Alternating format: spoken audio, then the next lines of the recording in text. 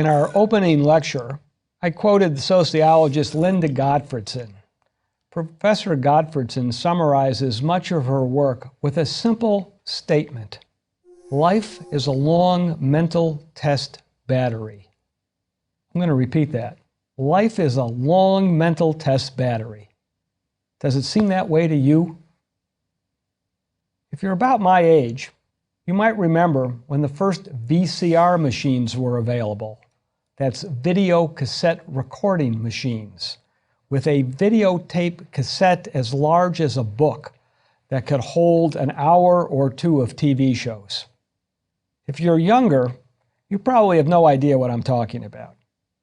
But this was a major consumer advance. Most of these devices had a digital clock, so you could set a time to record your favorite show. When you plugged your VCR in for the first time, the digital clock flashed 12 o'clock. 12 o'clock was the default, and you then followed the directions in the printed manual that came in the box and set the actual time. You remember, press this button once and enter the hour, then press this button twice and enter the minute, and then press the button 3 times, and so on and so on.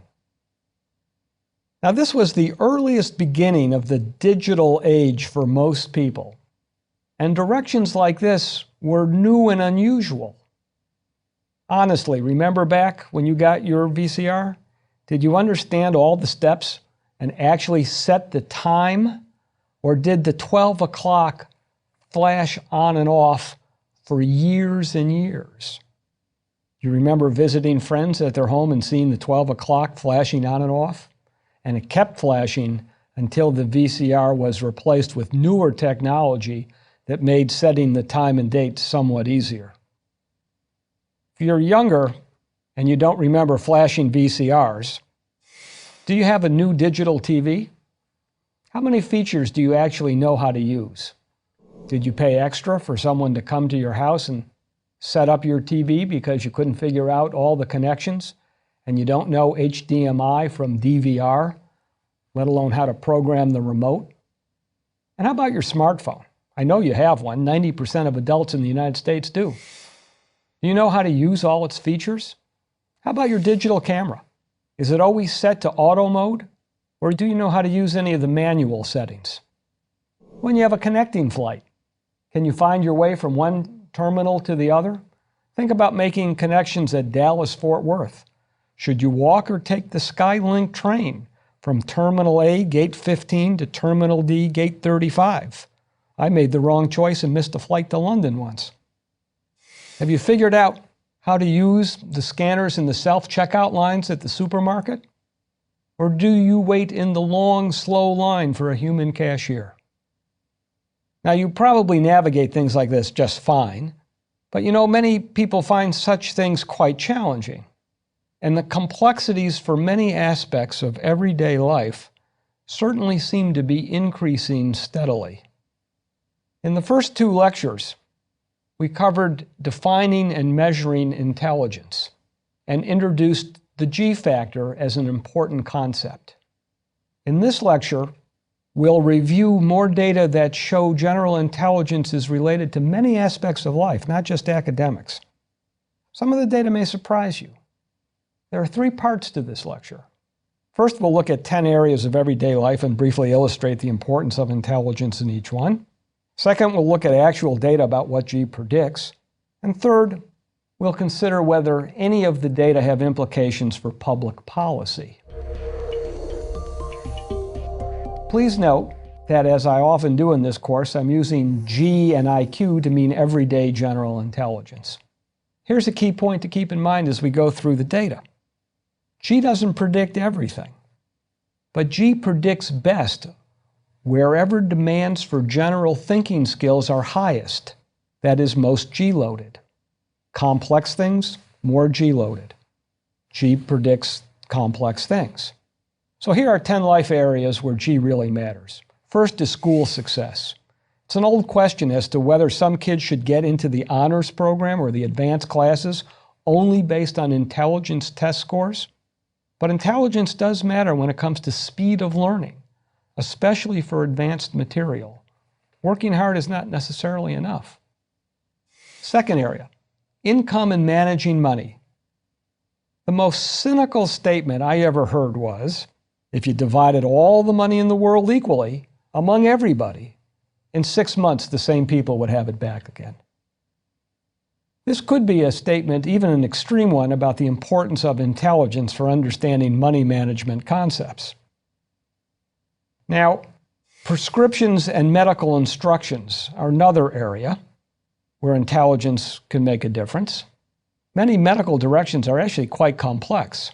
Should doctors assume all patients understand equally well? Drug information from the pharmacy tends to be written at a fairly high level, so lower IQ people may have more misunderstandings and less effective compliance. Area 4, accidents and health. As we'll see, low IQ is associated with more accidents and shorter longevity. Again, misunderstanding of health and safety issues is more common among low IQ people. Using computers and other digital devices is our fifth area that requires some basic problem-solving skills, even for Apple devices. My 85-year-old mother-in-law, who lives on the other side of the country, recently bought an iMac computer and an iPod Touch. She calls whenever there's a question or problem, but she's beginning to formulate fixing strategies on her own when she can't get something to work. Actually, she's really doing quite well for someone who didn't have the concept of clicking a mouse.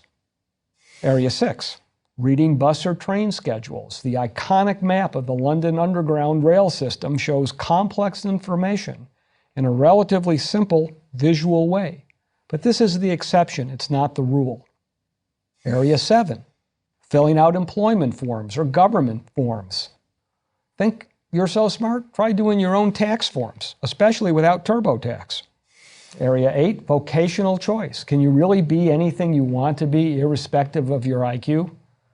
This is a key issue about the extent to which intelligence is a limiting factor, and we'll discuss it more shortly.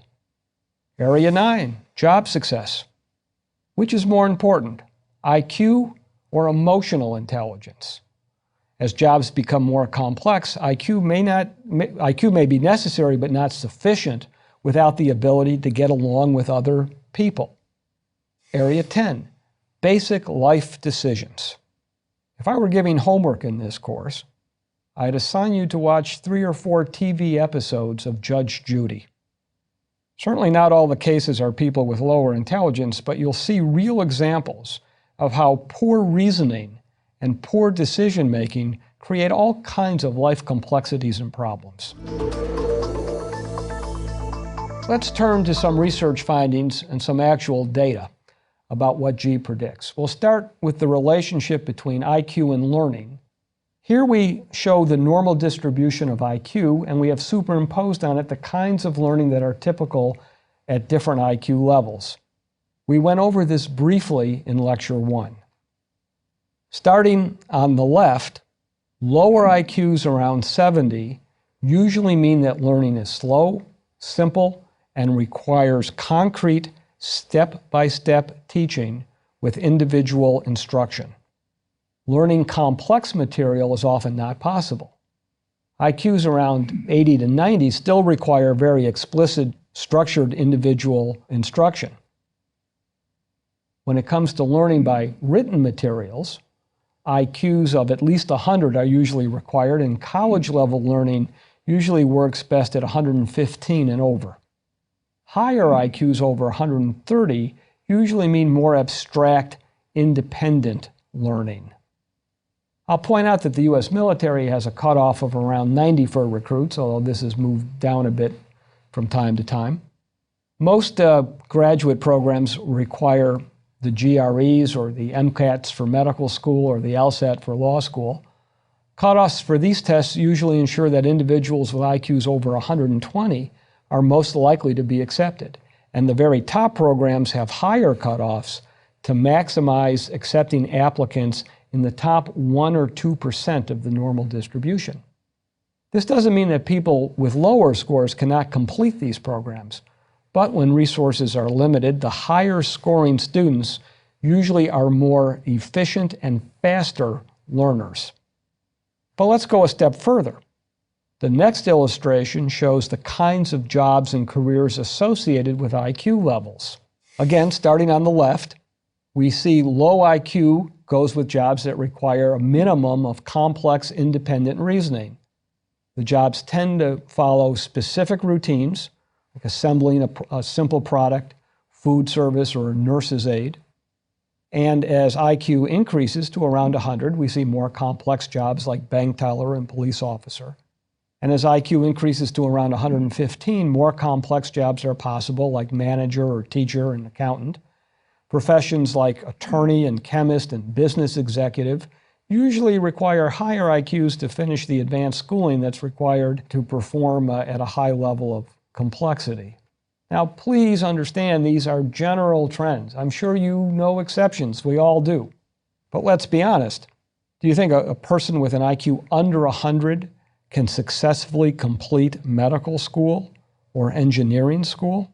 Of course, it's possible, especially if the IQ score is not a good estimate of intelligence for that person, or if that person has a very specific ability, like the ability to memorize a large amount of information that compensates for lower average general intelligence.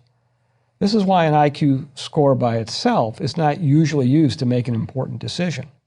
IQ is usually considered in the context of other information. Now you can see that even having a discussion about the role of intelligence in job success begins to be uncomfortable because it implies serious limitations on personal achievement. And we want to believe the ideal that in this country, at least, a person can succeed at anything they choose if they just work hard enough. A reasonable caveat is that this is true providing they have the appropriate level of mental ability. So this chart is an extension of the previous one, and it's another way to show how G is related to the complexity of jobs. On the right side, you see a list of jobs with the ones that are most complex toward the top. The thicker arrows indicate that G level predicts success more in jobs shown at the top that are more demanding in terms of complexity. The thinner arrows show that G is a weak predictor of success at simple jobs. In other words, the IQ matters more for success in these complex jobs than for success in the less complex jobs at the bottom of the illustration. Now, clearly, complex job performance is largely G dependent, but of course there are other factors, including how well one deals with other people, for example. This is the concept of emotional intelligence. It used to be called the study of personality. It's a large separate topic that I won't be covering in this course, but I want to acknowledge that intelligence alone is not the whole story for predicting success. And to the extent to which emotional intelligence has been measured by various scales, it's not completely clear whether emotional intelligence is really completely independent of the G factor. There's some studies indicate yes, other studies indicate no. But nonetheless, the G factor alone is not the only story here. Now here's another point about predicting job success. Let me ask you this. Where on a diagram of jobs and IQ would we place being a chess grandmaster? Do you think that attaining such a high level of expertise in this complex activity must be related to G? Seems reasonable, but if you think so, the data aren't really so strong on this. Studies suggest that expertise in any area requires at least 10,000 hours of practice. That's 1,250 8-hour days, or about 3.4 years. Studies of chess grandmasters suggest the group average IQ is about 100. This suggests that becoming a grandmaster may depend more on practice of a specific ability like spatial memory than on general intelligence. Grandmasters may actually have a savant-like spatial memory, but the idea of a chess grandmaster being a giant intellect or the master of spies is not necessarily correct. So please don't get the impression that I'm saying IQ is all that matters for success in complex activities. But here's some more data on other things in life that IQ does predict. This chart compares a low IQ group, it's an IQ score between 75 and 90, to a high IQ group where everyone scored between 110 and 125. And the comparison is on relative risk of several life events. For example, the odds of being a high school dropout are 133 times more likely if you're in the low IQ group. People in the low group are 10 times more at risk for being a chronic welfare recipient. The risk is 7.5 times greater in the low group for incarceration, and 6.2 times more for living in poverty. Unemployment and even divorce are a bit more likely in the low IQ group. IQ even predicts traffic accidents, as shown in this chart. On the left, we have ranges of IQ, and on the right, we have the death rate per 10,000 people for each IQ range. In the high IQ group, the death rate from traffic accidents is 51.3. But in the low IQ group, this almost triples to about 147. This may be telling us that people with lower IQ, on average, have a poorer ability to assess risk and may take more chances when driving or performing other activities. Another way to look at the role of thinking skills in everyday life is based on functional literacy data. Functional literacy is assessed by the complexity of everyday tasks that a person can complete. This is more than just the ability to read or the level of reading. Functional literacy is everyday thinking. Now, the last comprehensive United States national survey of functional literacy was done in 1992. This chart is from that survey. On the left side, we have 5 levels of functional literacy. 1 is the lowest, 5 is the highest. In the middle, we have the percent of people who are in each category, and we have some sample tasks that people in each category can complete. So let's look at the top row. Now, if you're like me, you'll be quite surprised to see that only 4% of the white population is in the top category and can complete tasks like using a calculator to figure out the cost of carpeting a room. This task requires determining the area of the room, converting the area to square yards, and multiplying the square yards by the price. In the next row down, 21% of people are at level 4 of functional literacy. They can calculate Social Security benefits from a table and understand basic issues about how employee benefits work, for example. In the middle, we have 36% in the middle category, category 3. They can calculate miles per gallon from a chart, and they can write a letter explaining a credit card error. As we go down to category 2, we find 25% of people in this category. They can determine price differences between 2 tickets, and they can locate an intersection on a map. And as we go down to the lowest level of functional literacy, we find 14% of people. And they can accomplish things like filling out a bank deposit slip, but more complex tasks like locating an intersection on a map would present some difficulty. Now, here's a specific example of a level 2 task. You are a marketing manager. This graph shows your company sales for each season going back 3 years. Can you predict the sales figure for the next spring by placing an X where it should be? You can see the 4 seasons across the bottom for 1982, 1983, and 1984, and the unit sales on the y-axis. Note that there is a peak in sales every spring, so the prediction for next spring in 1985 would be about where the X appears. This requires a simple inference, and there is little distracting information. The 14% of people in level 1 would have trouble with this problem. And here's an example of a level 4 task. Look at this bus schedule. On Saturday afternoon, You missed the 2:35 bus leading Hancock and Buenaventura going to Flint Ridge and Academy. How long will you have to wait for the next bus? So you look at the schedule, and first you need to understand you must look at the outbound schedule, not the inbound one. Then you need to find the right column for leaving your stop and the entry for 2:35. Then you must find the next departure, which is 3:05, and then you subtract the times and you conclude that you'll wait 30 minutes. There are more elements to consider here, more inferences required, and more distracting information. Only the 25% of people in levels 4 and 5 can do this. So all these examples demonstrate that intelligence helps us navigate the problems of everyday life. It's really not a shocking idea. But this is easy to take for granted, especially if you're navigating reasonably well, and most of the people you spend time with are like you.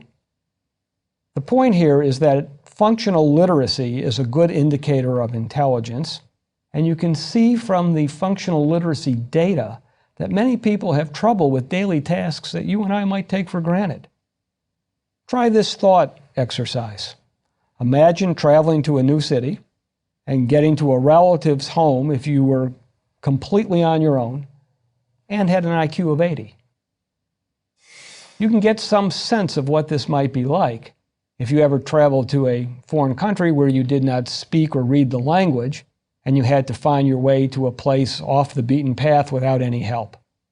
Actually, if you watch The Amazing Race on TV, you probably can't help making inferences about the IQ of the participants. So now let's consider our third topic. Should data like these inform or influence public policies? In a free and capitalist society, can lower IQ individuals, let's say in the bottom 15%, expect government help from federal, state, or local authorities that is not needed by higher IQ individuals? Is the half of the population with IQs under 100 a permanent drag on society? Some people actually think this may be true. Let's talk for a moment about a controversial book in 1994 that explored the role of intelligence in social policy. The Bell Curve by Richard Herrnstein and Charles Murray was that book, and it created quite a controversy.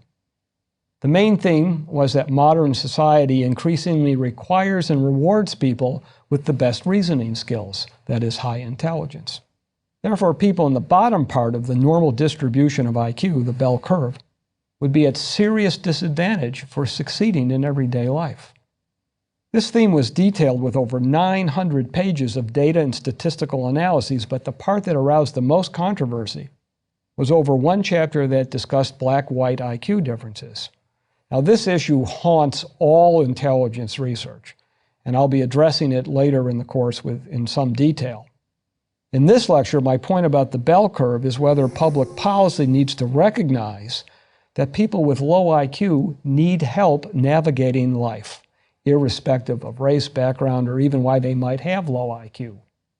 This is a fundamental issue today in politics, although the role of IQ is hardly mentioned as explicitly as it was in the Bell Curve.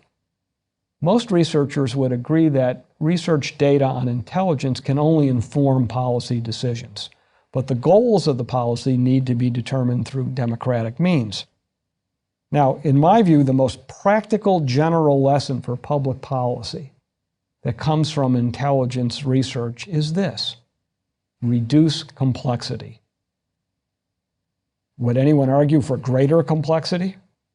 Here are some examples for reduced complexity in everyday life. Directions for medication and prescriptions, forms of every kind, think taxes, bus and train schedules, instruction manuals, what reading level is appropriate for working a microwave oven or a TV or a sewing machine, assembly manuals. Now many are only in pictures.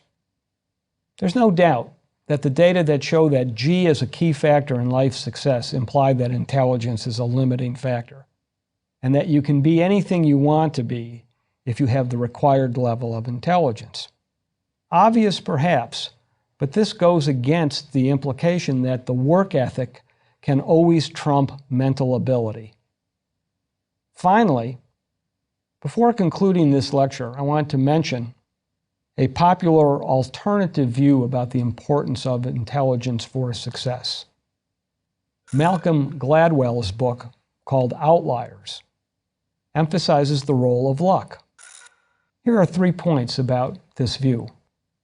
Whereas the bell curve documented the role of intelligence in everyday life success with data, Malcolm Gladwell expresses a point of view that luck plays an even greater role than intelligence, but it's a point of view.